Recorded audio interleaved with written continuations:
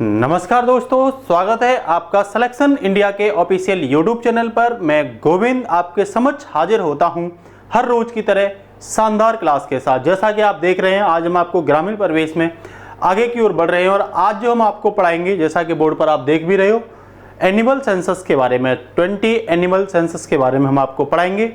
थोड़ा सा उससे पहले जो 2012 में हुआ है पशु जनगणना, जो 19वीं जनगणना है, उसके बारे में भी बताएंगे। हम आपको बताएंगे कि पशु जनगणना का रिकॉर्ड क्या रहा है। जैसा कि आप देख रहे होंगे लाइव स्टॉक हेड काउंट के बारे में कि 2007 में क्या स्थिति रही, 12 में क्या स्थिति रही और 19 में क्या स्थिति रही, किसकी स्थिति रही, ये हम आपको बताएंगे कि भाई बफेलो की स्थिति क्या रही, कैटल की क्या रही, बफेलो की क्या रही, सीप की क्या रही, गॉट की क्या रही, ठीक है ना। और इनके पूरे डाटा के बारे में हम आपको पढ़ाएंगे। उससे पहले हम आपको चलते हैं स्टडी टू द पॉइंट के साथ। तो इसमें हम आपको सबसे पहले ये बताएंगे कि जो पशु जनगणना की हिस्ट्री है, उसका जो इतिहास है, बहुत ज़्यादा पुराना तो नहीं है, लेकिन फिर भी आप कह सकते हो 100 वर्ष पुराना इसका इतिहास बना हुआ है। सबसे पहले अगर मैं पशु जनगणना की बात करूं दोस्तों, तो वर्ष 1919 में, दिसंबर 1919 से अप्रैल 1920 में, मेरा कहने का मतलब पहली जो पशु गणना हुई थी वो वर्ष 1920 में हुई थी। और इसमें यह बोला गया था कि प्रति 5 वर्ष में एक बार क्या कराई जाएगी, जनगणना कराई जाएगी, प्रति 5 वर्ष में। और ये जनगणना शहरी क्षेत्र में भी होगी और ये जनगणना दोस्तों ग्रामीण क्षेत्र में भी होगी। ये जनगणना क्यों होती है? अगर मैं आपको भारत के इतिहास के बारे में बताऊं तो भारत कृषि प्रधान देश कहा जाता है। कृषि प्रधान देश के साथ साथ भारत में कृषि उत्पादन में पशुओं का बहुत बड़ा महत्व होता है। पशुओं का योगदान लगभग 70% होता है। भारत की आबादी जो है वो 70% के करीब पशुओं पर निर्भर करती है। अगर मैं कृषि उत्पादन में इनके योगदान की बात करूं तो 28 से 30% कृषि उत्पादन में इसका योगदान होता है। तो ऐतिहासिक पहलुओं के साथ अगर मैं शुरुआती दौर में बात करूं दोस्तों, तो पहले ये रिपोर्ट जो बनती थी पशु जनगणना की, वो कृषि मंत्रालय, पशुपालन विभाग, डेयरी और मत्स्य पालन मंत्रालय और भारत सरकार की नई दिल्ली के द्वारा ये रिपोर्ट बनती थी। लेकिन वर्तमान में ये रिपोर्ट केवल डेयरी और मत्स्य पालन मंत्रालय के द्वारा बनती है। इसमें राज्य और केंद्र शासित जो प्रदेश हैं उनका भी सहयोग लिया जाता है। उसके साथ साथ अन्य विभागों को भी इसमें देखा जाता है। इसके साथ मैं आपसे बात करूंगा कि स्वतंत्रता के बाद जो पहली जनगणना हुई थी, तो वर्ष 1951 में आपसे पूछ लेगा स्वतंत्रता के बाद पहली जनगणना किस वर्ष हुई थी, तो आपका आंसर होना चाहिए वर्ष 1951 में। उसके साथ ही आगे की ओर मूव करते हैं और उसमें पढ़ते हैं 20वीं जनगणना, जो हमारे एग्जाम के लिए बेहद इंपॉर्टेंट है। 20वीं जनगणना की अगर मैं बात करूं तो उससे पहले मैं पशु गणना 2012 में जो 19वीं हुई थी उसकी बात करूंगा। टोटल भारत में जो पशुओं की संख्या थी वो 512.06 मिलियन, कितनी, 512.06 मिलियन थी। और जो अभी हुई है लेटेस्ट 2019 में, वैसे तो ये 2017 में आनी चाहिए थी, 2012 के बाद 2017 में स्टार्ट हुई थी, लेकिन ये इसकी रिपोर्ट क्लियर कब हुई थी, 2019 में। ये चीज़ आप क्लियर कर लेना।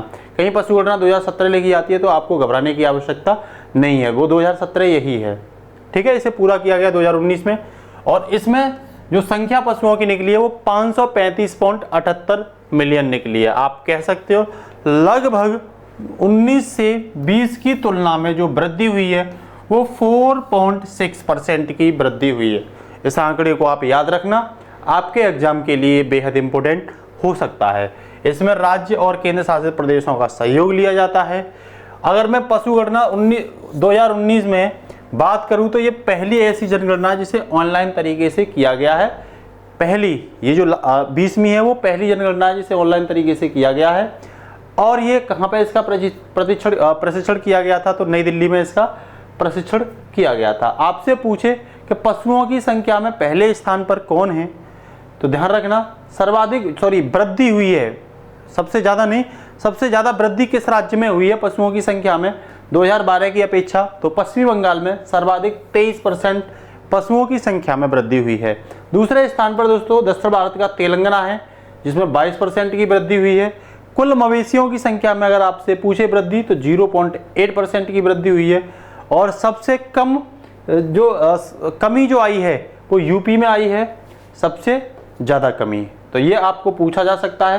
तेजी से वृद्धि किस चीज़ में हुई है, तो बर्ड संकर मवेशी में हुई है और स्वदेशी मादा मवेशी में तेजी से क्या हुई है, वृद्धि हुई है। इसी के साथ नेक्स्ट है दोस्तों पशु गणना 2019 के आंकड़े क्या बोलते हैं। तो देखो गौवंशीय पशु की मैं बात करूं तो वर्ष 2019 में इनका आंकड़ा था 192.49 मिलियन, जबकि ये 2012 में जो आंकड़ा था दोस्तों वो 190.09 मिलियन था। और जब वृद्धि हम निकालते हैं तो इनमें वृद्धि हुई है 0.8%। वहीं मैं काऊ की बात करूं, गाय की, 2019 में अभी जो रिपोर्ट आई है उसमें 145.12 मिलियन इनकी संख्या है, जबकि 2012 में मतलब इनकी वृद्धि की मैं बात करूं तो 18% की वृद्धि गायों में देखने को इस रिपोर्ट में मिली है। भैंस की संख्या की बात करूं तो 2019 में 109.85 मिलियन थी, 2012 में ये 108.7 थी। तो इसका मतलब अब जो वृद्धि हुई है 1.06 की वृद्धि हुई है, ठीक है, इतने परसेंट की वृद्धि हुई है। कुल पशुधन में भैंस का परसेंट अगर मैं आपको बताऊं कि टोटल पशुओं में भैंस का जो परसेंट है भारत में वो 20.08% है। कितना है, 20.08%। अगर वहीं मैं भेड़ की बात करूं तो 2019 में 74.26 मिलियन था, 2012 में इनकी संख्या 65.07 मिलियन थी और इसमें टोटल जो वृद्धि हुई है वो 14.18 मिलियन की हुई है। और इनकी कुल पशुओं में संख्या 13.8% है। किसकी, भेड़ की। बकरी की बात करूं 2019 में 148.88, 2012 में 135। इसका मतलब इसमें 10.04 की क्या हुई है, वृद्धि। मतलब कुल पशुधन में इनकी संख्या है 27.80 बकरी की संख्या। सुअर की बात करूं तो सुअर की जो वृद्धि हुई है वो वृद्धि नहीं हुई, सुअर की संख्या में कमी हुई है -12% की, ये आप देख सकते हो आंकड़े। वहीं घोड़े में मैं बात करूं तो इसकी भी -45% की वृद्धि हुई है, मतलब ऋणात्मक आंकड़े हैं। वहीं मैं गधों की बात करूं तो गधों की संख्या में -67% की कमी आई है और ऊंट की संख्या में -37% की कमी देखने को मिली। आपसे क्वेश्चन पूछे जा सकते हैं किसमें ऋणात्मक वृद्धि हुई है, किसमें धनात्मक वृद्धि हुई है और किसमें कितनी वृद्धि हुई है। तो आप चाहो तो इसका क्या ले सकते हो, स्क्रीन शॉट भी ले सकते हो। उसके साथ नेक्स्ट टॉपिक की ओर चलते हैं। तो नेक्स्ट है इसमें दोस्तों पशुओं की संख्या के आधार पर शीर्ष राज्य कौन है। तो उत्तर प्रदेश टॉप पर है, ध्यान रखना। दूसरे स्थान पर राजस्थान, तीसरे पर मध्य प्रदेश, चौथे पर पश्चिमी बंगाल और फोर्थ पर है इसमें बिहार। सुनियोजित आंकड़े हैं 2012 में इनकी संख्या जो थी उत्तर प्रदेश में 68.7 मिलियन थी और अभी जो हुई है वो 67.8 हुई है। इसका मतलब क्या है, कमी तो मतलब 2019 में क्या देखने को मिली है, कमी देखने को मिली है, लेकिन फिर भी ये पशुओं के आधार पर शीर्ष स्थान पर है उत्तर प्रदेश। और लगातार दूसरी बार ये पहले स्थान पर ही आया है। राजस्थान में अगर मैं बात करूं तो 2012 में 57.7 और 2019 में 56.8 मीन्स कमी देखने को मिली है। मध्य प्रदेश में 2012 में 36 मिलियन, 2019 में 40.6 मिलियन क्या है, पशुओं की संख्या है। वहीं पश्चिमी बंगाल में बात करूं तो 30.3 मिलियन थी, 2019 में ये 37.4, मतलब यहाँ पे 23% की पश्चिमी बंगाल में वृद्धि। यही मैंने बताया सर्वाधिक वृद्धि वाला राज्य पश्चिमी बंगाल में है। कौन बना है, पश्चिमी बंगाल। बिहार में बात करूं तो 2012 में 32.9 और 2019 में 36.5, मतलब यहाँ भी वृद्धि आपको देखने को मिली है। तो पहले स्थान पर कौन है, यूपी है। वहीं मैं भैंसों की संख्या में बात करूं राज्यवार तो ऑल ओवर भारत की बात करूं तो भारत में नर जो भैंस हैं वो 9.28 मिलियन है, मादा भैंस 100.50 मिलियन है। मेरा कहने का मतलब 10-11 गुना ज्यादा है मादाओं की संख्या भैंसों में। पहले स्थान पर भैंस में यूपी है, ठीक है ना, और दूसरे स्थान पर राजस्थान है, तीसरे पर गुजरात, चौथे पर एमपी और पांचवें पर बिहार। ये आंकड़ा आपके सामने आप देख सकते हो कितनी कितनी जनसंख्या इनकी है, ठीक है ना। उसी के साथ अगर मैं नेक्स्ट बात करूं कि भाई राज्यों का क्या क्रम है, तो भेड़ में मैं बात करूं सबसे ज्यादा भेड़ जो है दोस्तों वो तेलंगाना में है, दूसरे स्थान पर आंध्र प्रदेश में, तीसरे स्थान पर भेड़ की संख्या कर्नाटक में, चौथे पर राजस्थान में और पांचवें पर तमिलनाडु में। मतलब पहले स्थान पर भेड़ में तेलंगाना क्या है, टॉप पर है। वहीं बकरियों की बात करें तो राजस्थान में सबसे ज्यादा बकरी चुंगाई जाती हैं, दूसरे स्थान पर पश्चिमी बंगाल में चुंगाई जाती हैं, पूर्व उत्तर का राज्य है, तीसरे स्थान पर अपने यूपी में चुंगाई जाती हैं और चौथे स्थान पर बकरी बिहार में चुंगाई जाती हैं। वहीं ऊंट की बात करूं तो रेगिस्तान का जो राजा है वो कौन है, ऊंट ही है। और राजस्थान में सबसे ज्यादा क्या मिलते हैं, ऊंट मिलते हैं, दूसरे नंबर पर गुजरात में, तीसरे पर हरियाणा में और चौथे नंबर पर उत्तर प्रदेश में क्या है, उत्तर प्रदेश ऊंटों की संख्या में कौन से स्थान पर है, चौथे पर। ये डाटा याद रखना आपके लिए बेहद इंपॉर्टेंट हो सकता है। तो ऊंट में पहले स्थान पर राजस्थान, बकरी में पहले स्थान पर राजस्थान और भेड़ में पहले स्थान पर तेलंगाना, भैंस में पहले स्थान पर यूपी। अब याद रखना आप नेक्स्ट टॉपिक को। कुछ सम इंपोर्टेंट फैक्ट हैं, जैसे मवेशियों की संख्या में सर्वाधिक वृद्धि कहां पे देखने को मिली है? पश्चिमी बंगाल में। मैं मवेशी की कह रहा हूं केवल, ठीक है ना, गौवंशीय नहीं कह रहा हूं। तो ये 15% हुई है। राष्ट्रीय पशुधन मिशन की स्थापना तो 2014-15 में हुई थी, 19वीं पशु जनगणना में, जो 2012 में हुई थी, उसी में राष्ट्रीय पशु मिशन की स्थापना हुई थी। इसका उद्देश्य था कि सतत और दीर्घकालिक विकास करना, और इसी के तहत गोकुल ग्राम की भी क्या की गई थी? स्थापना की गई थी। वहीं अगर केंद्रीय खाद्य तकनीकी अनुसंधान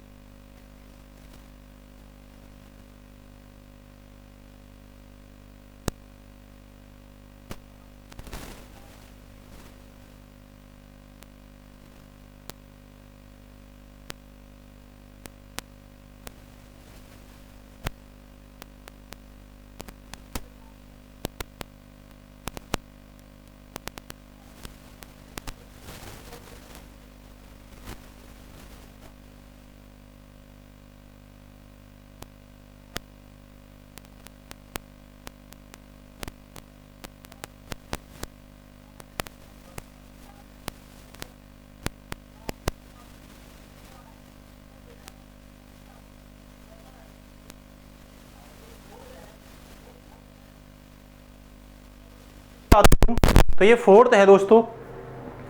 अगर आपको आवाज नहीं आई होगी तो मैं इसे थोड़ा सा रिपीटेशन कर देता हूं, हो सकता है यहां से आपके पास आवाज नहीं आई हो।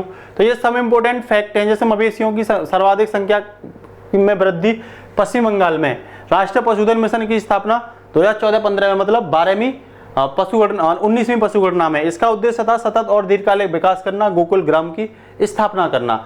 वहीं अगर मैं बात करूं केंद्रीय खाद्य तकनीकी अनुसंधान, तो ये मैसूर में है, और ये ग्रीन मिल्क का विकास करने के लिए बनाया गया था। हालांकि दूध का रंग इसमें सफ़ेद ही होगा। फिर देश का पहला रोबोटिक डेयरी प्लांट के बारे में बात करें तो ये महाराष्ट्र के कहाँ है? विरार में है। वहीं स्टॉक फार्मिंग की बात करूँ तो ये पशुओं का प्रजनन से संबंधित है। स्टॉक फार्मिंग आपसे पूछता तो आप बता देना, पशुओं के प्रजनन से संबंधित है। वहीं अगर हम बात करें देश का प्रथम मिलिट्री डेयरी फार्म, तो ये 1 फरवरी 1889 को प्रयागराज में खोला गया था। अंग्रेजों के समय ये खोला गया था। देश के 7 प्रमुख प्रजनन केंद्रों की बात करूं तो पहला सूरतगढ़ राजस्थान में है, दूसरा अगर मैं बात करूं तो चिपकीला उड़ीसा में है, तीसरा अगर मैं बात करूं तो सुनबेड़ा उड़ीसा में है, चौथा अगर मैं बात करूं तो धमरोड़ गुजरात में है, और मैं 5वें की बात करूं तो हैसरगट्टा, और ये हैसरगट्टा कहाँ पे है? कर्नाटक में है। 6 की बात करूं तो अलमाड़ी, ध्यान रखना, तमिलनाडु में है, और आदेश नगर, ये अंदेश नगर कह सकते हो, ये उत्तर प्रदेश में है। वहीं अगर मैं कुछ ऐप की बात करूं, जैसे पशु पोषण ऐप, ये राष्ट्रीय डेयरी विकास बोर्ड द्वारा स्थापित की गई थी, गठित की गई थी, और ये किसानों के लिए बनाई गई थी। इसका उद्देश्य था पशु आहार की संतुलित जानकारी। क्या था इसका उद्देश्य? पशु आहार की संतुलित जानकारी। कुछ और फैक्ट हैं, जैसे सकल घरेलू कृषि उत्पादन में पशुपालन की बात करें तो ये 28 से 30% इसका रोल है, ठीक है ना।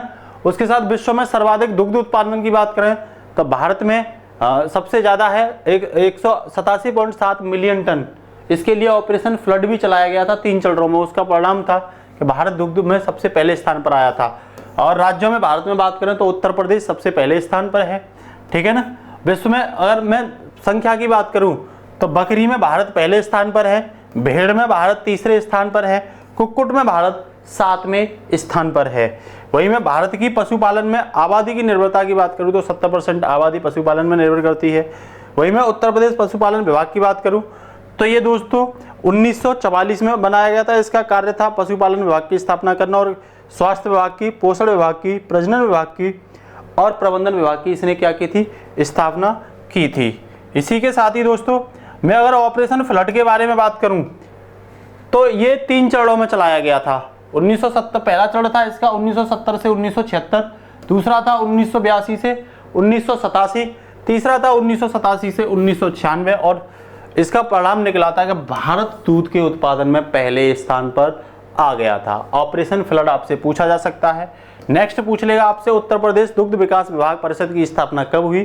तो इसकी स्थापना 1976 में हुई थी। इसका काम था लाइसेंसिंग देना डेयरी वगैरह के लिए, क्षेत्र को आरक्षित करना, दुग्ध मूल्य को निर्धारित करना और उत्पादक विनियमन करना और तकनीकी सहायता प्रोवाइड कराना। उसके साथ सर्वाधिक मांस उत्पादन की बात करें तो ये यूपी है, सबसे ज़्यादा मांस यूपी में होता है और मतलब उत्पादन किया जाता है। पशु जैविक औषधि संस्थान की बात करें तो पशु जैविक औषधि संस्थान जो है वो लखनऊ में है, जो यूपी की क्या है, राजधानी है। वहीं अगर हम आपसे बात करें संगन मिनी डेयरी परियोजना, तो ये वर्ष 2012 में स्थापना की थी भारत के मतलब 55 जिलों के लिए, उत्तर प्रदेश के 55 जिलों के लिए, ठीक है ना। तो आज के लिए इतना ही, फिर मिलते हैं शानदार क्लास के साथ। जय हिंद दोस्तों, नमस्कार।